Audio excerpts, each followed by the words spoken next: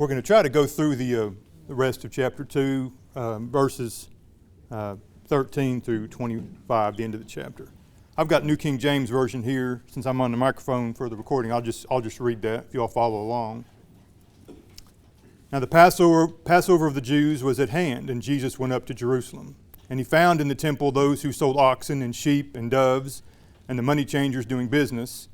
When he had made a whip of cords, he drove them all out of the temple with the sheep and the oxen, and poured out the changers' money and overturned the tables. And he said to those who sold doves, "Take these things away. Do not make my Father's house a house of merchandise." Then his disciples remembered that it was written, "Zeal for your house has eaten me up." So the Jews answered and said to him, "What sign do you show to us, since you do these things?"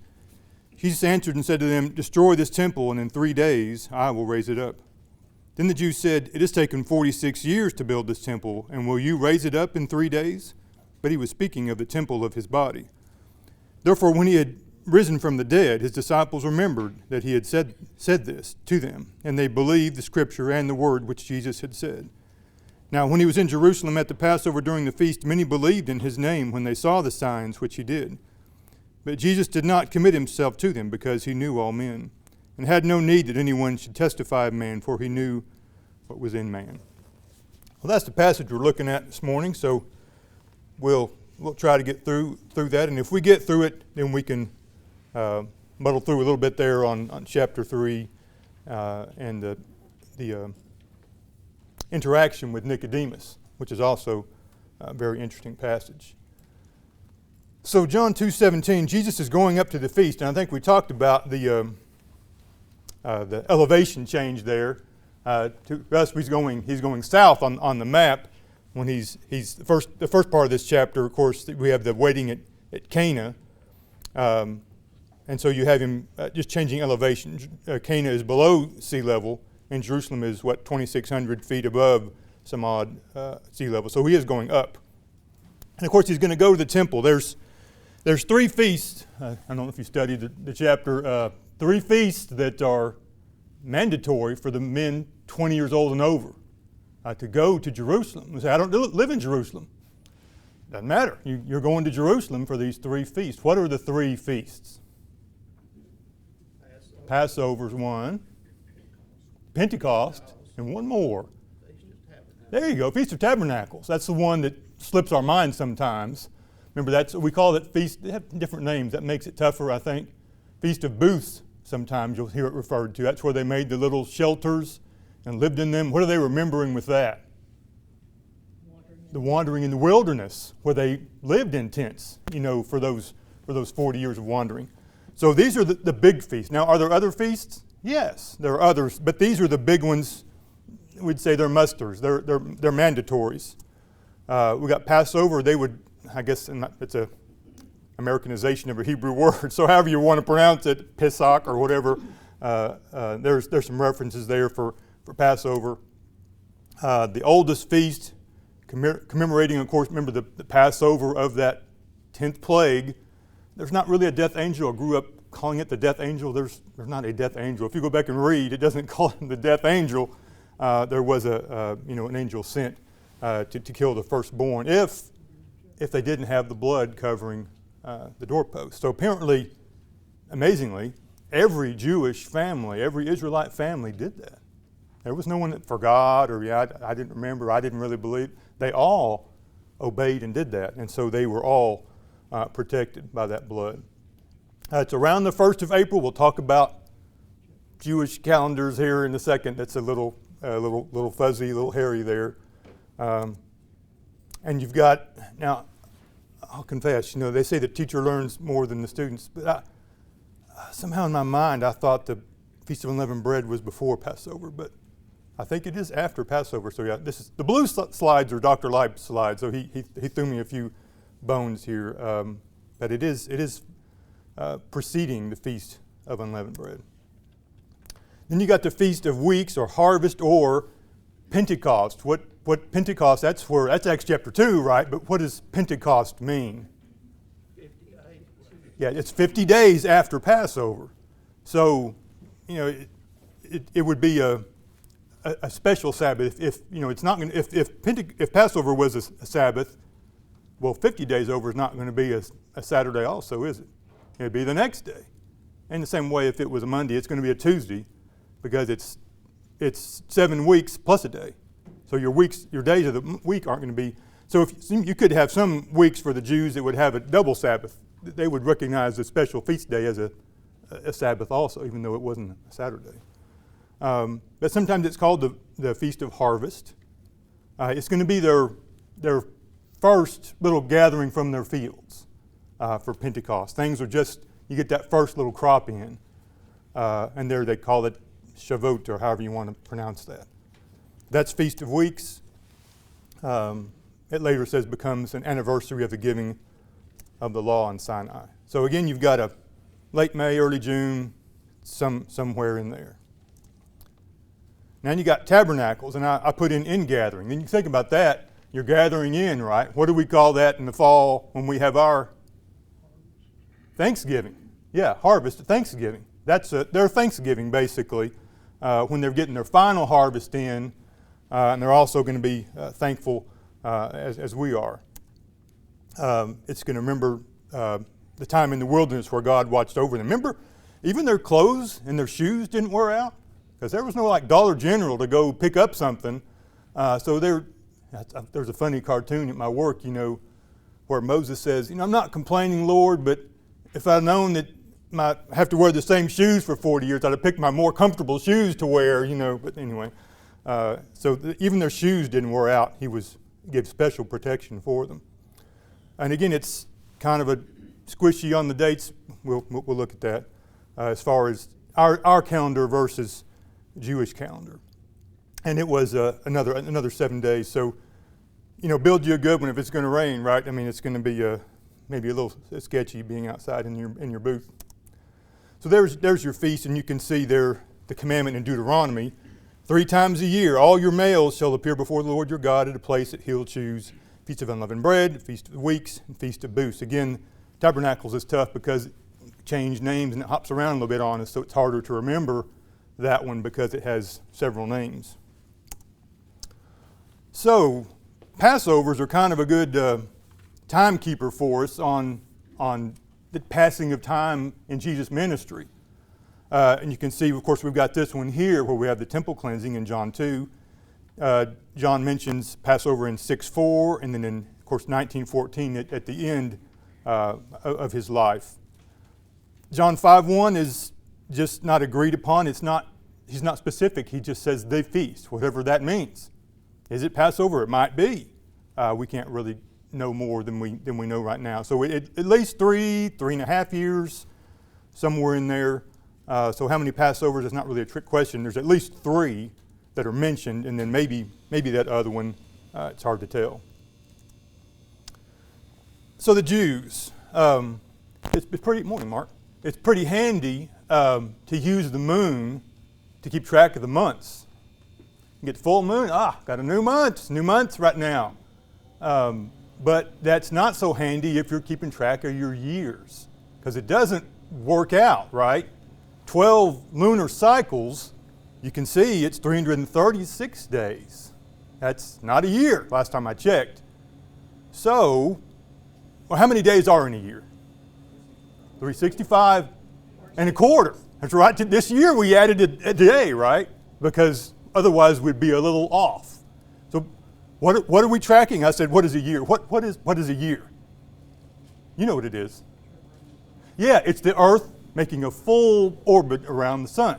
That's a year. So if their year is only 336 days, they're coming up short. So what's the repercussion of that? Well, if you don't fix that, you're going to have month creep. I don't know what else to call that. But your January is going to come too early, right? And then earlier, and then earlier. And so if you keep going, January is going to be in the middle of the summer, right? It's because you're not getting enough time lapsing. So anybody know how they fix that?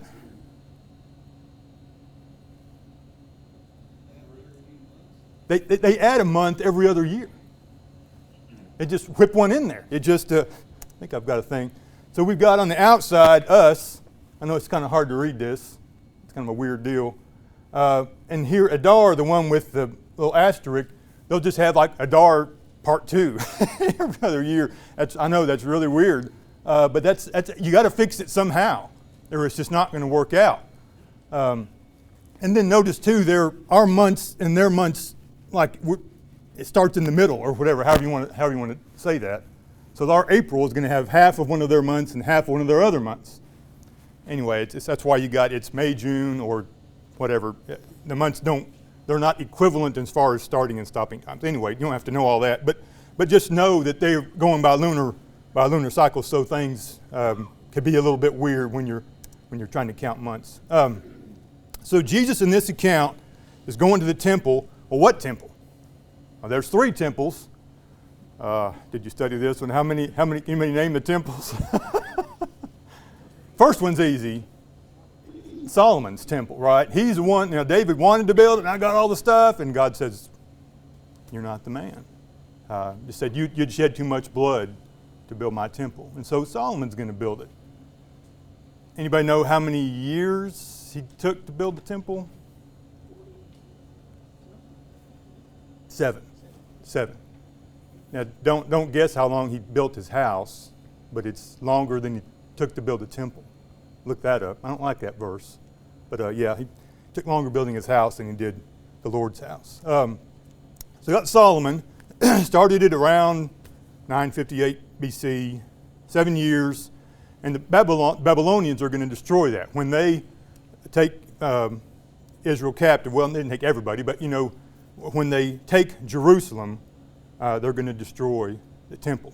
There ain't nothing left. There's no temple until they build it back. And remember when they started the foundation back, and you had your real old folks there, and they saw the foundation, and what was their reaction when the foundation was laid?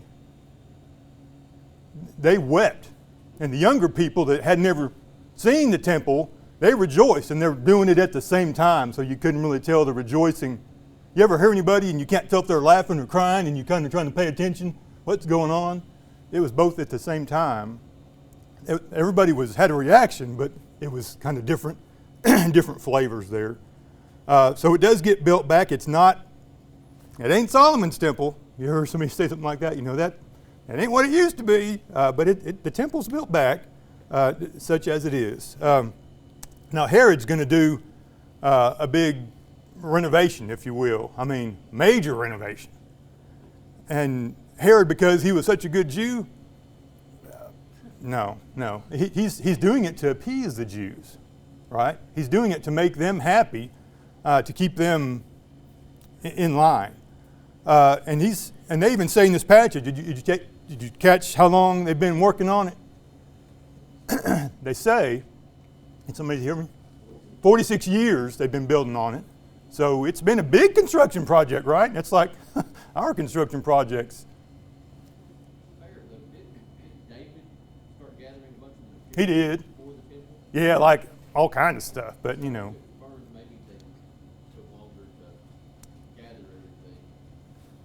Yeah, I don't know. I mean, it's, that being able to cut stone with the tools that they had, I mean, you better know what you're doing. And remember the rule there? You couldn't use an iron tool on the stone on the site, right? So you're doing that all remotely, and this is 1AB or whatever it is, and you've got to keep track of it. You ever watch the log cabin shows where they tag them all with those little tags? Because they got to keep it straight. They all look the same. Well, those blocks look the same too. Anyway, the temple's going to last how many more years before Rome destroys it after it's completed? 6 years. Yeah, you can see there, 70 there, it's destroyed. So the construction ends in 64 and it's destroyed in 70. So 6 years until what's left? Nothing's left. And we'll talk about that in a second. Here's that's not a real photograph of the temple, right? The temple is gone. But I think what this is a picture of, it is the temple in Jerusalem. I think this is the miniature that they have on the ground, the little small scale Jerusalem of the old city. And so there's one picture of it. I've got another picture here. I like this one because it kind of labels stuff for you. So you've got, okay, Jesus went up to the temple. Where did he go? Did he go through the doors here? Well, no. And we use that, and maybe that's accommodative language. You know, we say, you know, Paul went up to the temple. Well, Paul didn't go in the temple. You don't go in the temple except for the priests. They could go in and they could put in new bread on there, or they could go in and light the lamps, whatever their responsibility was. Did the Levites just wander in there to check it out? No. And you got your whatever you want to call it, your most holy place. And how often did anybody go in there? Just once a year, the one day, the Yom Kippur, that's it in Hebrew, that's one day in Hebrew. Yom Kippur, or the Day of Atonement. That's the only time anybody went in there, ever. And what was in there? Ark of the Covenant was in there, right? And even when the high priest went in there, he was supposed to put a bunch of incense and burn it, and so it's all smoky, and he can't really see anything anyway when he does get to go in. And he doesn't go in without the blood, right, from a sacrifice.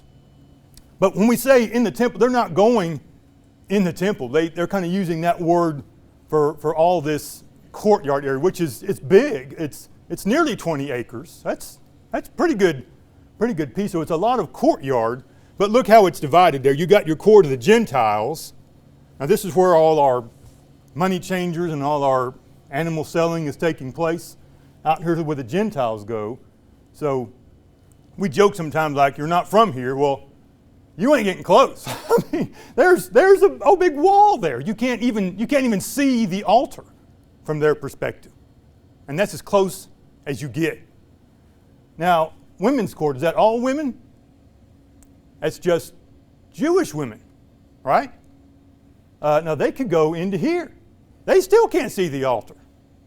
And where the men went, I'm not really sure about this, but I kind of imagine if it was your turn to bring your offering, you went through the gate, because you can't fit all the Jewish men in that inner courtyard. So I'm not sure how that all worked out. But you can see you got your little door here that you can go in. Of course, the altar is outside.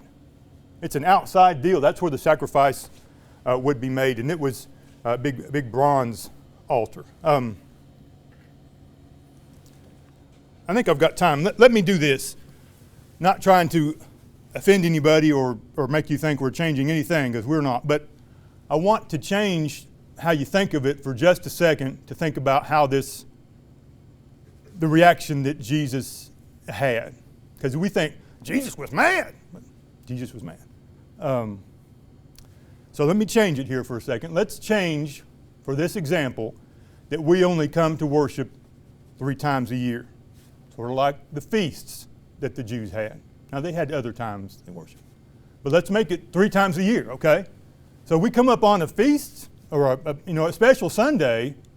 I mean, everybody's here, right? I mean, parking lot is loaded. So let's say Brother Gene gets here, he gets 15 minutes early, and he comes, and there's a line out the door. And he's like, what in the world? So he gets in line. It's like the Disneyland line. I mean, it's way out there in the parking lot. And he's working his way in, and he's watching his watch, and I hope we can get in there before 10 o'clock. We're assuming no Bible class in this example. And he finally gets his way. He sees the glass doors. He's getting into the lobby, and okay, he gets in there, and first thing, there's a table there. And it's stacked up with Bibles. Brother Gene, this is the version that we're going to use for worship today. What you've got, that may not be suitable. This is what we're going to preach from and read from today. And it's on sale here today. It's a great paperback copy for $79.99. Would you like one for you and your wife? Well, I don't have enough. Oh, we can take your card. We can swipe it right here. Would you like us to email you a receipt? I know he's got a couple of books. And there's another table. And this is the songs that we have for today's worship. This is very nice paper. I mean, this is a keepsake for your family. It's got the gilded edges. And we've got them bound for you. And this is $19.99 today. Would you want to share one, or do you want 2 copies? And would you like us to email you a receipt? And these communion cups, now, you may have even brought some communion or had some left, but these portable communion cups that we have, now these are really nice. This is high quality bread, and it's going to make it a more special worship for you. These are $7.99 each. Would you like us to email you a receipt? You see how it's going? it's some kind of a bizarre, right? It really is bizarre. It's like, what are we doing? And, Brother Gene's looking at his watch, and he's trying to get in the door, and he finally gets in, but, the line's still going out to the parking lot. But it's 10 o'clock, and Larry's up there, and he's opening the worship with a prayer. Then Jim Bell's up there, and he's starting to say, well, there's still people in the lobby. So they don't close the doors. So it's still noisy. I mean, there's still, would you like to email your receipt? And there's still conversations going on out there. And Jim is done with the first two songs. We've got a scripture reading and a prayer and another song. And Alan's up there, and there's still people in the lobby. They're starting, the line's getting lower. But I mean, it's 15 after. And Alan's trying to preach, but it's kind of hard to hear, because you've got the noise from out there. And this is one of the three big worships of the year. And people can't hear, and it's loud, and it's confusing.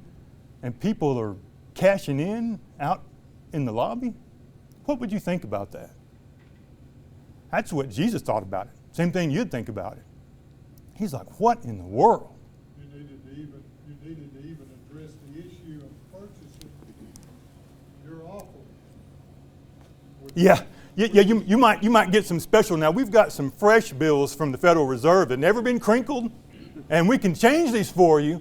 For every $5, we'll give you $1 of contribution. Yeah, I thought about that, Dennis, and I forgot to say it. Let's see. Somebody's remembering. Now, we got it divided between men and women. Have you been to Cades Cove? Raise your hand. Seen this building? What's weird about this church building? Yeah, it's got two different entrances. So you said, when the Jews are weird, they got the women in their own. Careful, we're going to include ourselves. There's, brotherhood buildings that still have the two front doors. So yeah, the women would have their side and the men would have their side, and it's still that way in a lot of religions. I'm thankful I can sit by my wife, but there was that division there. And remember this whole. The one thing I want to point out about it is like Christ was modern culture. Right. I thought that's kind of makes it more. He saw this. Let me go make a whip report. Let me give me just a second. I'm going to go and do this. Like he would have had time to think about what he was going Right. to do while he was doing this. And Definitely. gambling and whatnot. It wasn't like he's immediately flipping over. It's somebody's got to do something about it. Yeah. He is the guy. Yeah. And he was like, I'm the guy to fix this, and he does. But think about how serious the Jews took this. Now this is Acts 21, and this is kind of, it's not Paul's undoing, but it's what get the Jews getting all riled up about. Is because, was it Trophimus? I can't remember who the little fellows was. I'm not bringing it in. The Gentile that was with Paul. Was it Titus? That didn't sound right. But maybe you're right. Somebody can look it up. But it was. I wonder if anybody looked over this fellow standing over in the corner, and he's planting a whip. I want to focus on how important this was, though. This Gentile area. That's okay. You go there. But now, if a Jewish person had bumped into them in the Gentile area, they're still going to think, what? I'm unclean now. I touched them. They don't really care if they're converted, if they're a proselyte to Judaism. They're not us, right? You're a Gentile. You got to be kidding. I've got Abraham's blood coursing through my veins. Why don't you go over there? And so, again, your experience as a Gentile, maybe you're on your knees looking at a wall past which you cannot see, and there's maybe some smoke, and maybe if you crane your neck, you can hear the singing a little bit, or that's your worship experience, right? So Paul is accused of taking a Gentile into where the Jewish men would go, and they flipped out, right? Remember that the Roman soldiers are trying to keep it, they're carrying him above their heads. Isn't that what it says? Because they're afraid they're going to pull him apart. And they have found there's at least two signs, if you want to say. I can't give them the exact wording. I think maybe it's in the commentary. It's basically saying no Gentiles beyond this point by pain of death. Basically, it's how we would say it. And those are real things. And there were temple guards there that weren't for show, right? They're there to enforce that. And so this is a big deal. So again, you've got this segmentation, and all this is going to go on in one of these courts. That by all this, I mean this is where you have these animals, where you have the money changing. Let's talk about that in a second. Why did they have money changers? And we use our example on the brand new bills from the Fed, which are really hard to count anyway, because it's easier to do older money. Well, you got the Roman denarius. Anybody pick out who that is? It's on there. It's Nero. There it is. You see it on there? Down there about 5 o'clock. That's Nero. I don't know what he really looked like, but that's a Roman coin or denarius. So how did the Jews feel about using Roman coins to put in the treasury? They didn't like the idea. Yeah, that's probably soft language. They didn't like it at all, because that was who their oppressive government rule was from, the Romans. They were subject to Rome. They didn't have freedom. Rome was the boss. Rome controlled.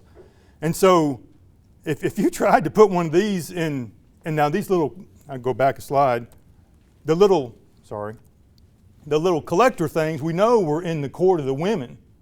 And remember one time Jesus is kind of over there to the side, and what's he watching people do? Make contributions. Yeah, put their money in there. And it kind of had a big neck of a thing and went down, and so they would clink, clink, clink, and you say, ooh, you got 3 clinks. Whatever. They would watch that. Remember that little widow woman put 2 little coins in there. But anyway, so they would want you to pay your temple tax with a different coin, with a Tyrian. And you say, what's Tyrian? That's the city of Tyre. And you say, well, it looks like Caesar on that one too. And it does look like that to us. But for my good language here, it ain't Caesar. That's actually what we would call Hercules. Or Heracles is what if you ever watch Star Trek, the Rome is kind of like the Borg. They take in other societies and things and make it their own and rename it. They took Greek mythology and made it Roman mythology and just gave people new names. Anyway, so this was their, Hercules was kind of supposed to be a half god, half man, and he was a hero and he did these things. Their Heracles was the same dude, really. But this is the Tyrian shekel. This is what they wanted you to pay your temple tax with.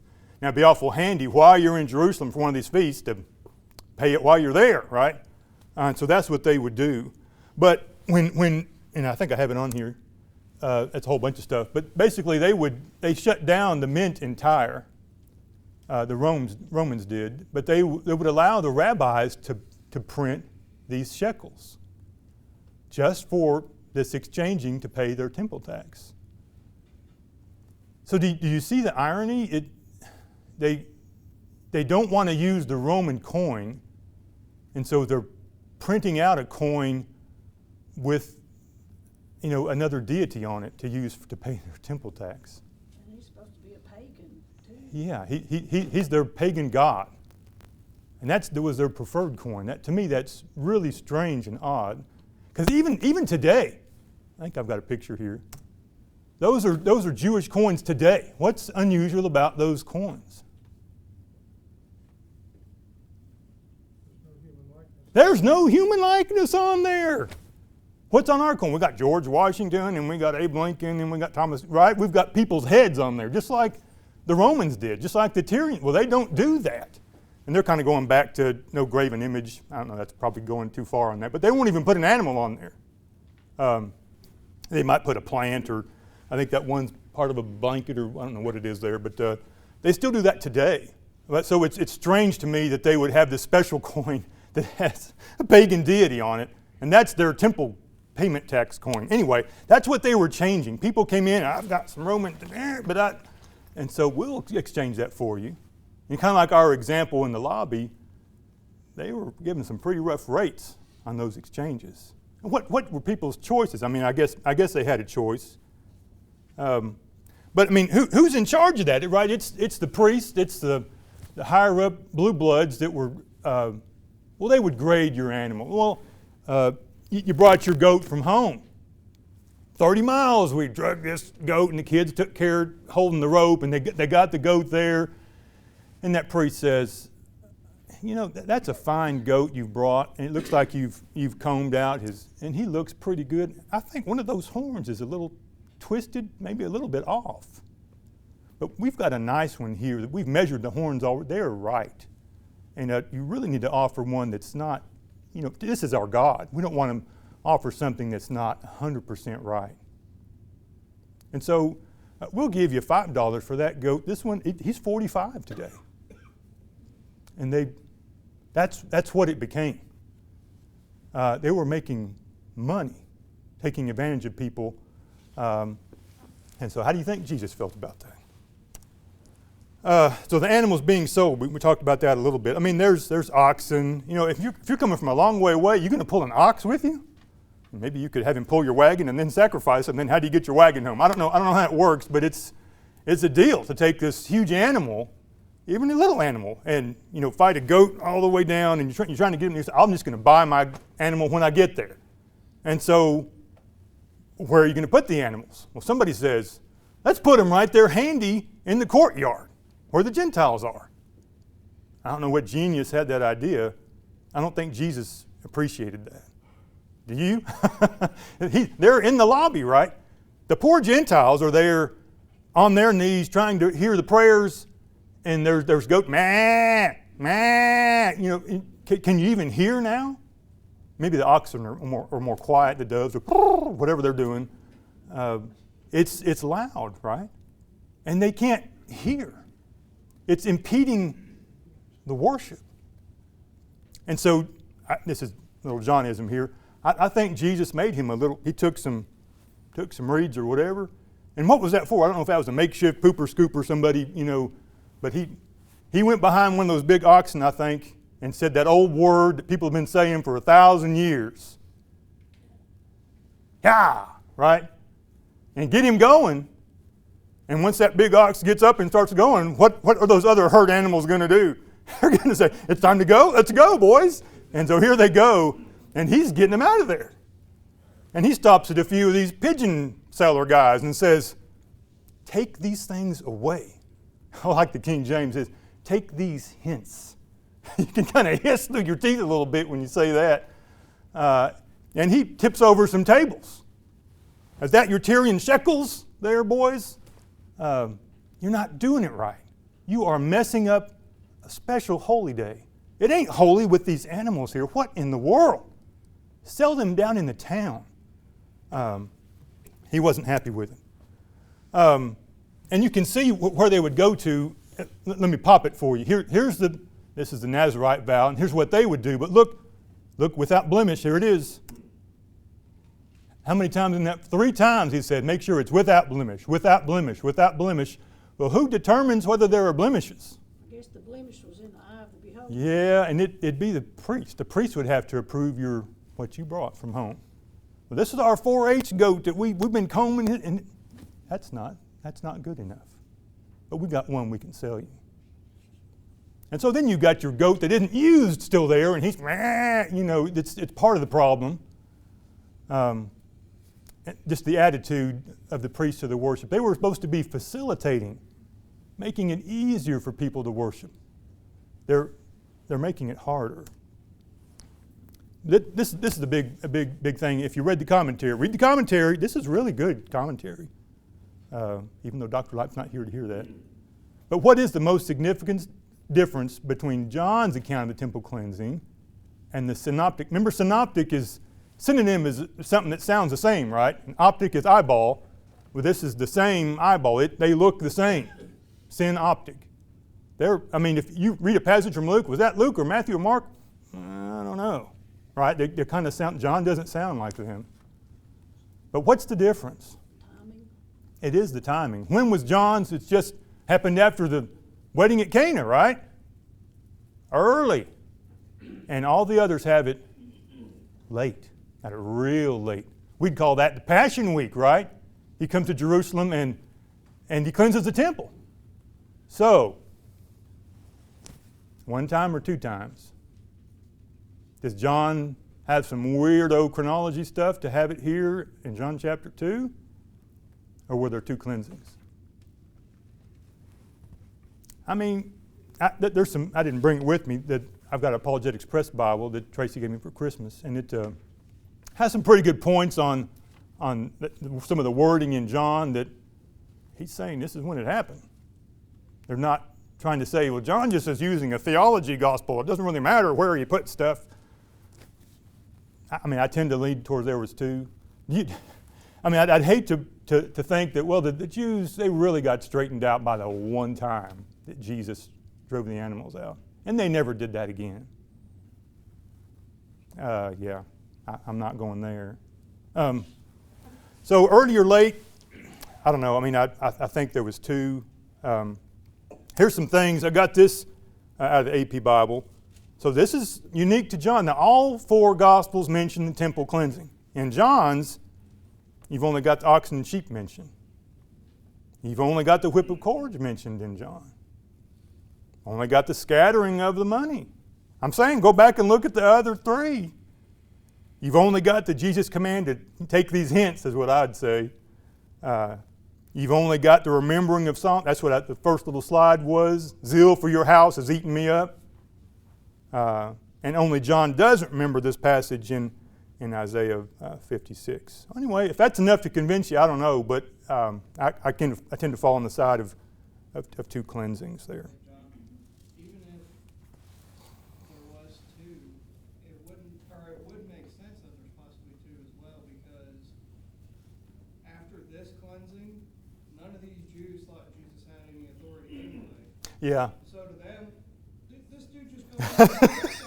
They even ask, where's your sign that you can do these things, right? They recognize what he did was, who are you to tell us what to do? Right. Well, yeah, they wanted a sign from him. So, right. Hey, we'll just carry on because that's a nobody who came in here and did that. Right. And so he's got to do it again. Right. Yeah, they fell right back into it. And here's the Psalm 69:9 that they remembered about that zeal. And so, and you think, oh, those Palestinian folks back there, those Israelites. I mean, we need to have a similar zeal for our worship. It's because it's too easy. Well, we do this every Sunday. We can do it again next week, right? I mean, I think we need to have a zeal for the worship. This is our God, and you say, well, it's hard to put all that into it every week, and maybe it is, but we got to focus in. If it's important, we can do it, right? I think it's too easy an excuse to, I'm going to just do better next week. Boy, I stayed up too late watching that movie last night, and you just don't have it. That's not a good excuse. We need to have the fervor for our God. We need the zeal to eat us up as well. And this whole thing, you say, well, is this really a big deal? I mean, he ran out some oxen and some sheep and stuff. But this is going to echo through the New Testament a bit. You got it happening here, and you got the other three Gospels, and it's going to come back. It's going to come back. So this is what he said in verse 19. Destroy this temple, and in 3 days I'll raise it up. So quick question, who's going to destroy the temple? They will. What does he mean here? He's talking about himself. He is talking about his death and himself, but who's going to destroy the temple? The Jews are. Watch it now. Who's going to destroy it? You are. When he says that, like if I said, Mark, take a seat, or if I just said, take a seat, and was looking at you and pointing at you, what would you think that to mean? You'd say, well, I'm supposed to take a seat. Yes, you understood. I didn't say you take a seat. I just say take a seat, and you're supplying the you in there. That means me. That's how we do English, right? It's you understood back in school. So when he says destroy this temple, he's saying, y'all destroy this temple, and in 3 days I'll raise it up. That's what he means. He's not saying, I'll destroy this temple. He's saying, you do it, and I'll raise it. And that's what's going to happen, right? His death, they're going to kill him, and he's getting raised back up. And they have prophecy for this. Sure, yeah. They don't, They couldn't put it together. they either don't put it together or they don't want to hear it. That's the, But here's where it follows now. I thought if you read the commentary, you're way ahead of me. But here's the trial. Remember the only accusation they could get to stick? They said, we heard, now did they hear this? We heard him say, I will destroy this temple. That's their accusation there at the end. Is that what he said? No, it's not what he said. Oh, I'm sorry. Also at the cross, he says that. Thou destroyest the temple and buildest it in 3 days, save yourself. Well, I didn't get very far. Anyway, sorry about that, y'all. I almost made it to the end. Herod was building the temple. Rome destroyed it 6 years later. And there's not a temple today. But what is there? What's there? ruins. The Dome of the Rock is there. Look, here's the Wailing Wall. Okay, this is just a foundation wall, not of the temple, but of the outside. See, it's just the old fortification. It's just a wall of the foundation. That's all that's left. None of this is. This is where the Dome of the Rock is. None of this had anything left from the temple. It was all thrown down, just like Jesus prophesied. This is all that's left. They worship here at this little foundation wall that held up the Temple Mount. That's all it is. And again, they're divided men and women. That's all that's left, just like he said. It's still a big deal. What happened in this temple cleansing was a big deal. Thank you all for your time this morning.